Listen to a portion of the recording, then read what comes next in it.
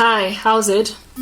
We're in the next part, and in the previous part I was speaking about what God was showing me and how it links to everything that I'm speaking, and it ties into South Africa at large as a judged land. I spoke about this cousin of mine who is like this character in Alice in Borderland that is just bitter inside some transitory phase and wants to take as many people with her out as possible, and she's got it in real hard and real bad for me in particular, and she's telling herself that she's not going to die alone and she's going to go out with a shout, so she can't stop consulting mediums and disangoma and all these things to get her thing done. And the reason why she is like, what's made her essentially kind of terminally ill in the spiritual sense is that she's been busted for being a witch. If at all this was still the olden days, she would get found by villagers and burnt. Do you understand? That like people are aware. She's losing friends.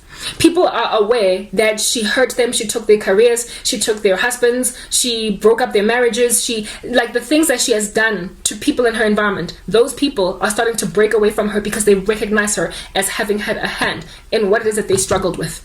So it didn't even, like, first of all, my life is a very telling story because we were very close, and then all of a sudden we separated, things got really harsh, and we went our separate ways in a very, like, exposy fashion. Like, my life is the biggest testimony against her, so her involvement in dark arts.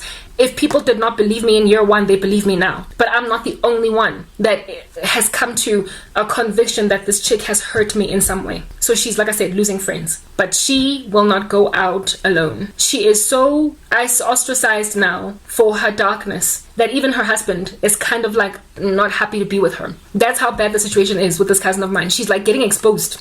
And it's not only by me. Okay. And she just wants to finish this thing off. Now, how does God showing me that this cousin of mine is like that dude in Alice in Borderland apply to the grander scheme of the South African narrative? God is showing me that witches in this country are judged and they are getting exposed, and people in their lives are catching on to the fact that they have hurt them in this way, and they are losing friends. They are losing family members. They are losing a structure of support around them. And in losing this structure of support, I'm listening for noises outside to gauge if anybody's coming. In so losing these people, instead of repenting, are embittered at God for exposing them. And so they want to take people out, as many as possible as they can, with them.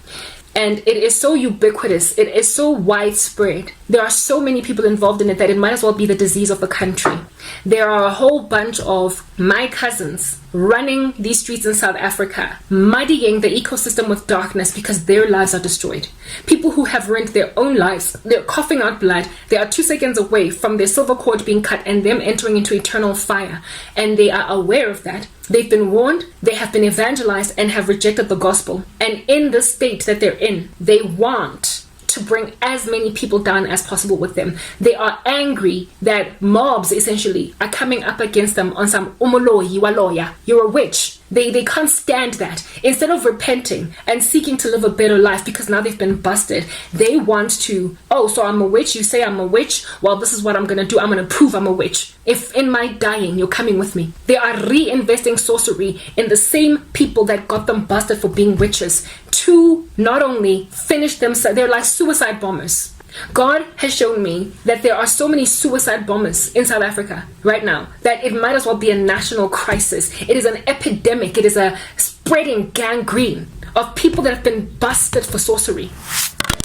And instead of realize that the reason they got caught was because God was giving them mercy to repent, that this thing does not pay off, that you are not indeed anonymous, that there are prophets among you in the land that see sorcery and expose it. Instead of seeing the potential for redemption, they see rather the conviction to complete what they started. They just feel like, I'm not going to go out alone. I'm going to go out with a bang. I am doing this entire message in order to help people realize that there is nowhere to go in that level of bitterness except eternal flames. The only reason a person would feel like they need to finish what they started is if they are nihilistic. In other words, they don't believe there is anything that happens when people die. So all that there is for them is just this earth. And so there's nothing disincentivizing them from finishing off a wicked thing. If my cousin truly believed that there is eternal fire to be had, she would not carry on like this. Because reputational damage on this side of the earth is worth your while to take in your stride, to be known as the person that bewitched your cousin until she lost everything,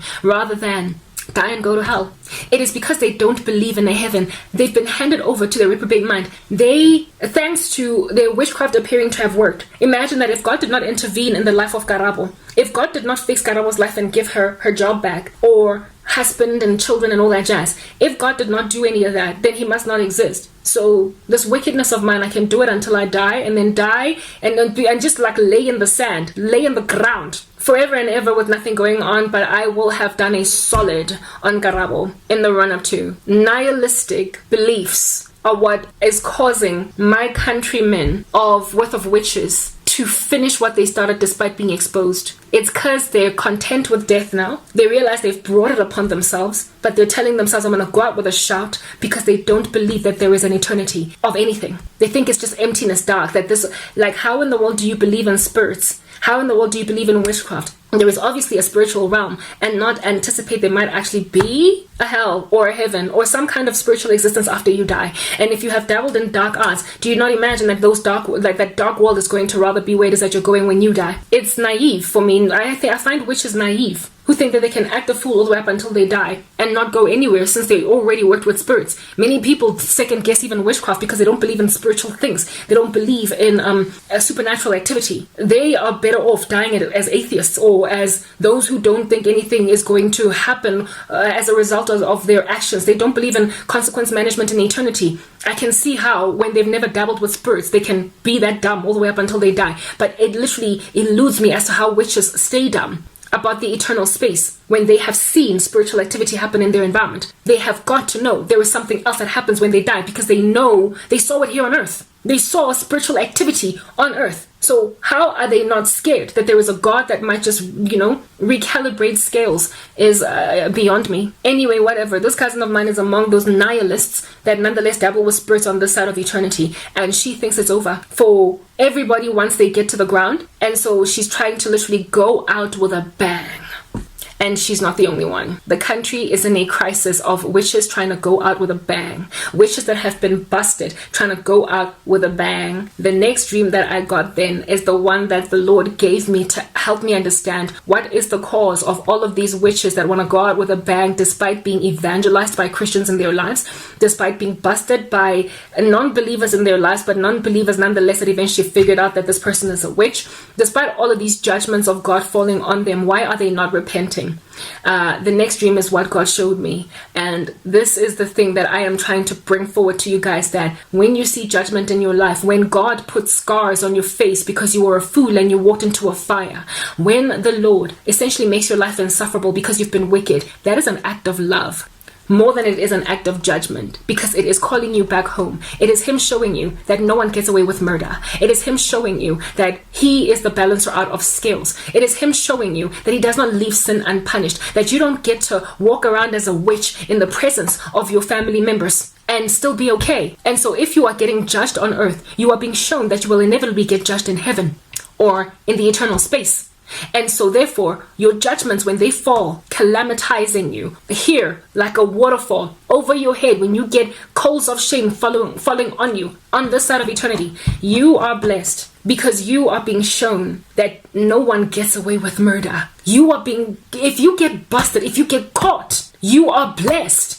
Because there are people who die in their sin at the height of their pomp, having never been caught, and they find out in eternity that it's over. They find out in eternity that no sin is left unpunished. God shakes every tree and looks under every stone. So if you are busted as a witch, if you don't die having been called out, if you don't have a whole bunch of angry villagers rioting and picketing after you with torches trying to burn you alive, if you are not there, you are reprobate. You're handed over. But if you suddenly get a whole heap of coals on your head because people are trying to burn you at the stake for being a witch. You have been gazed upon favorably by a holy God, for he has seen it fit to not let you die before you get shown that there is something out there that fixes things. My cousin doesn't want to see that. I don't know how many times I've tried to evangelize her. I have spoken at length about what's going on and how she needs to repent. I actually told her these things in the very beginning of my walk when she was busy with me, that there are snakes in your room and they're small, they're babies. Don't let them grow and become adult size because you're not going to be able to handle them. And she ignored me. I still went and told her when they were anacondas, the size that you find in that movie Anaconda, and she still ignored me. This is a person that is in borderland and is dying inside borderland